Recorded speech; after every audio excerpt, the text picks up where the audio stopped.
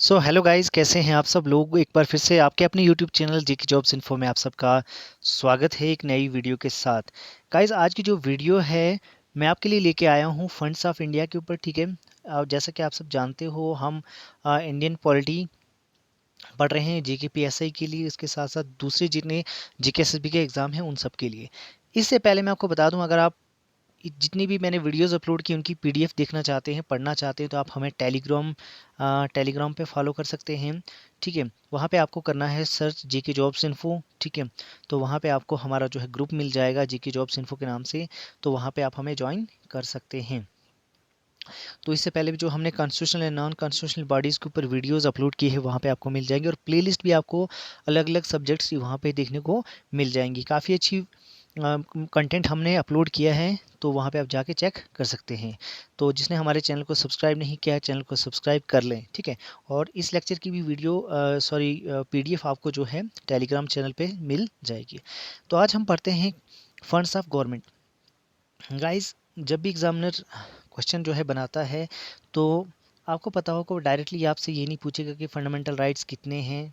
ठीक है, वो चीज़ नहीं पूछेगा, डेप्थ में जाके पूछेगा। ठीक है, आपको पता है फंड्स गवर्नमेंट की फंड्स होती हैं। ठीक है, आपने पढ़ा होगा कंसोलिडेटेड फंड ऑफ इंडिया। ठीक है, उसके बाद आपने देखा होगा पब्लिक अकाउंट्स ऑफ इंडिया। ठीक है, ये भी देखा होगा, और उसके बाद आपने देखा होगा कंटिजेंसी फंड ऑफ इंडिया।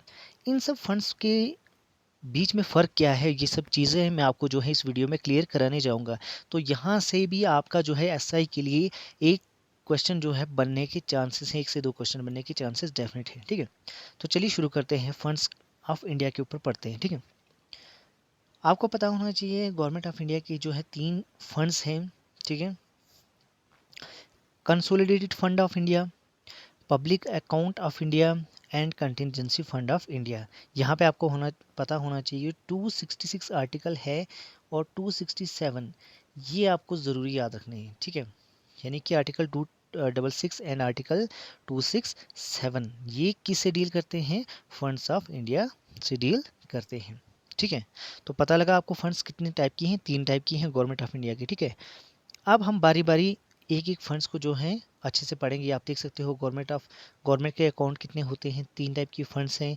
ठीक है, तो उसके अंदर क्या क्या चीज़ें आती हैं ये भी मैं आपको नीचे पढ़ाता चलूँगा। तो सबसे देख लेते हैं, सबसे पहले कंसोलिडेटेड फंड ऑफ इंडिया क्या चीज़ है। Consolidated fund of India article 266 में आता है। ठीक है, ये जो कंसोलिडेटेड फंड ऑफ इंडिया है, यहाँ पे इन्होंने लिखा है under article 266(1) of the constitution of India, all revenues, जितने भी रेवेन्यूज़ होते हैं गवर्नमेंट के, वो सारे के सारे कंसोलिडेटेड फंड ऑफ इंडिया में जाते हैं। ठीक है, अब कौन कौन से रेवेन्यू हैं, यहाँ पे टैक्स रेवेन्यू है। कहाँ से, पर्सनल इनकम टैक्स से।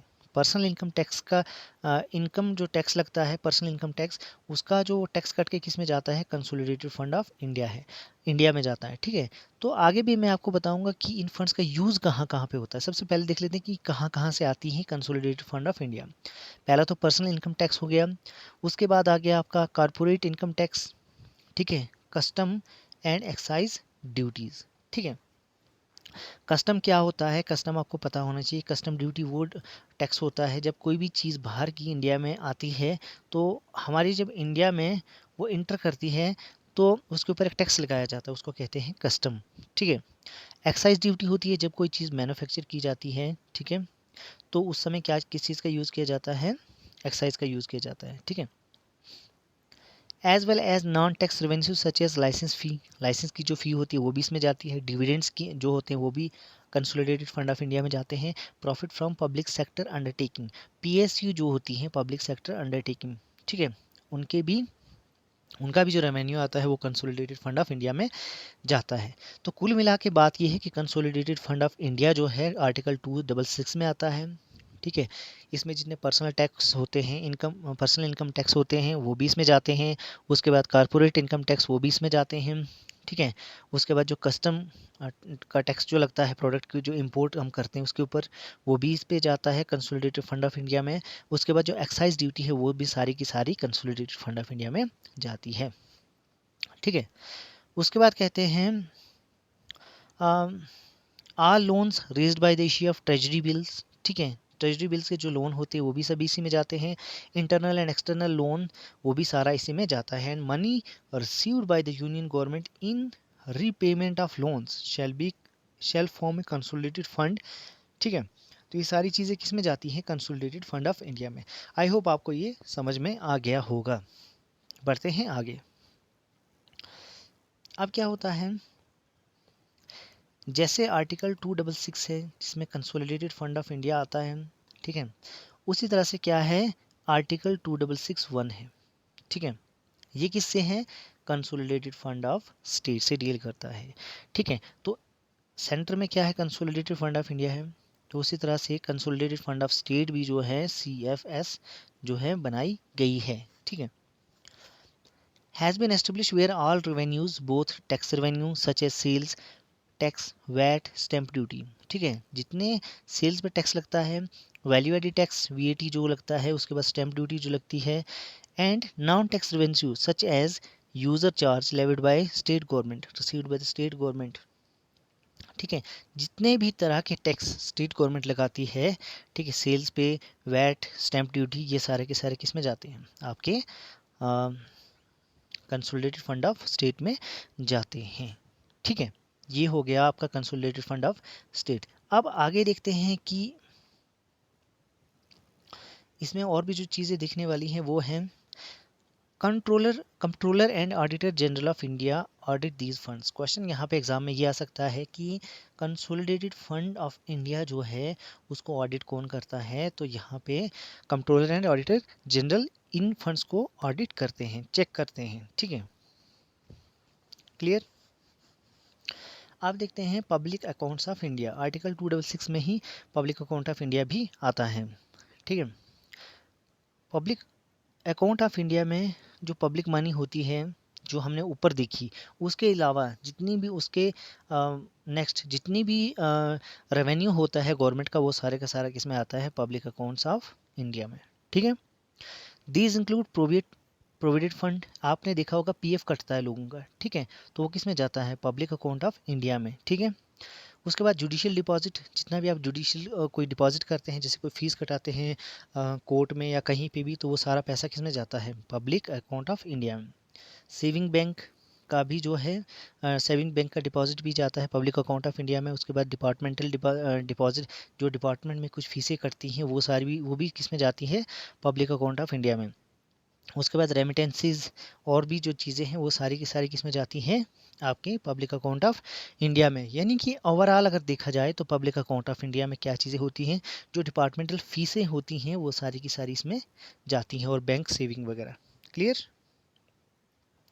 बढ़ते हैं आगे।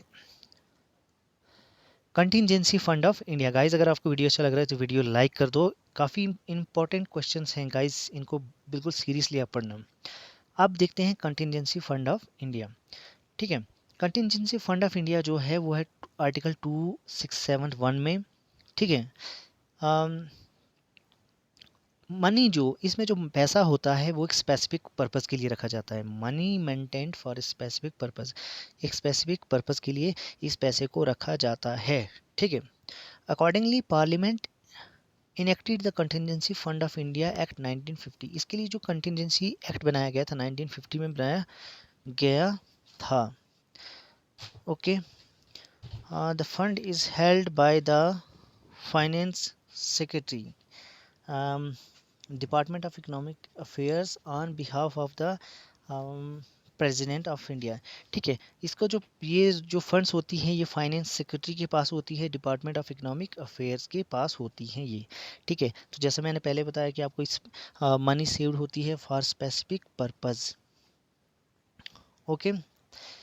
कौन कौन से पर्पस हैं, जैसे डिजास्टर रिलेटेड अनफॉर्सिन एक्सपेंडिचर्स, कहीं पे कुछ अनफॉर्सिन कुछ हो गया तो वहाँ पे सडन जो कुछ हो जाता है कैलमिटीज़, उसके लिए पैसा जो है CFI contingency fund of India से रखा जाता है।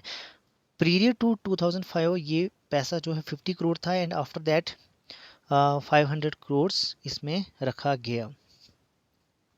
अब यहाँ पे पैसा कैसे निकलता है, approval of the parliament of India for such expenditure and for withdrawal of an amount from the Consolidated Fund of India is subsequently obtained to ensure that the corpus of the contingency fund remain intact।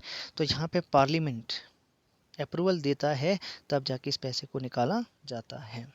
Okay, इसी तरह से 267(2) ये था 267(1) और 267(2) में जो है consolidated fund of states के बारे में रखा गया है। ठीक है, इट मीन्स कि यहाँ पे सडन कोई भी इमरजेंसी आ जाती है तो इसके लिए भी स्टेट के लिए भी कंटिजेंसी फंड स्पेशल रखी गई है। तो यहाँ पे स्टेट से अगर स्टेट में अगर ये पैसा निकालना हो तो इसमें लेजिस्लेचर का अप्रूवल चाहिए होता है। ठीक है, बढ़ते हैं आगे। Controller and auditor controller general of accounts. Audit जो है कौन करता है? ऊपर आपने देखा था कंट्रोलर एंड ऑडिटर जनरल। ठीक है, वो ऑडिट करते हैं कंटिजेंसी फंड्स एंड ऊपर जो है। अब controller general of accounts, controller general of accounts is the principal accounting adviser. ये प्रिंसिपल अकाउंटिंग एडवाइज़र होते हैं गवर्नमेंट ऑफ इंडिया के। The office is in the department of expenditure, ministry of finance. तो question यहाँ पे आ सकता है कि कंट्रोलर जनरल ऑफ अकाउंट्स किससे रिलेटेड है? तो ये एक्सपेंडिचर किसका देखते हैं? Ministry of finance, government of India का। ठीक है, कंट्रोलर जनरल ऑफ अकाउंट के बारे में अगर और पढ़ें, रिस्पॉन्सिबल होते हैं एस्टेब्लिश करने के लिए एंड मेंटेन करने के लिए technically sound management accounting system के लिए। ठीक है, आप देखते हैं इनका function. The office of CGA, controller general of accounts, prepare monthly and annually analysis of expenditure revenue. Expenditure revenue burrowing, ठीक है, गवर्नमेंट का, यूनियन गवर्नमेंट का कौन देखता है? ये देखता है controller general of account. Clear? अब आगे देख लेते हैं जो यहाँ पे इम्पोर्टेंट इंफॉर्मेशन है वो ये है, जैसा कि मैंने आपको बताया कि कंट्रोलर जनरल ऑफ अकाउंट्स क्या करते हैं? एक्सपेंडिचर को देखते हैं। एक्सपेंडिचर गवर्नमेंट का कितना हुआ, ठीक है, रेवेन्यू कितना आया फॉर द फाइनेंशियल ईयर, ठीक है, किसी फाइनेंशियल ईयर का, ये सारा कौन देखता है? कंट्रोलर जनरल ऑफ अकाउंट देखता है। ठीक है, तो ये है आपकी 3 फंड्स। बाकी जो PDF है इसकी मैं एक और इम्पॉर्टेंट चीज़ है यहाँ पे मैं आपको बता दूँ, CGA controller general of account एक कॉन्स्टिट्यूशनल बॉडी नहीं है, बल्कि कंट्रोलर एंड ऑडिटर जनरल एक कॉन्स्टिट्यूशनल बॉडी है। ये आपको डिफरेंस पता होना चाहिए। यहाँ पे क्वेश्चन पूछ सकते हैं CGA एंड CAG, आप बताओ यहाँ पे कॉन्स्टिट्यूशनल कौन सी बॉडी है? तो यहाँ पे ऑडिटर जनरल जो है, कंट्रोलर एंड ऑडिटर जनरल एक कॉन्स्टिट्यूशनल बॉडी है, whereas controller general of accounts ये एक नॉन कॉन्स्टिट्यूशनल बॉडी है। ठीक है, इंपॉर्टेंट पॉइंट ये काफ़ी अच्छे पॉइंट्स है गाइस। आपको मैं बता दूं ये मैंने आपको जो आज लेक्चर जो प्रोवाइड किया है ये है funds of government of India के ऊपर। अगला जो लेक्चर आएगा वो भी एक बेसिक टॉपिक होगा और काफ़ी इंपॉर्टेंट टॉपिक होगा आपके पॉलिटी का। ठीक है, तो वीडियो अगर अच्छा लगेगा लाइक करना, और इसी तरह से लेक्चर्स आपको JK PSI के लिए कंटिन्यूसली हमारे YouTube चैनल पे मिलेंगे। वीडियो को लाइक करना और शेयर ज़रूर करना। मिलते हैं नई वीडियो में। Till then bye bye, take care.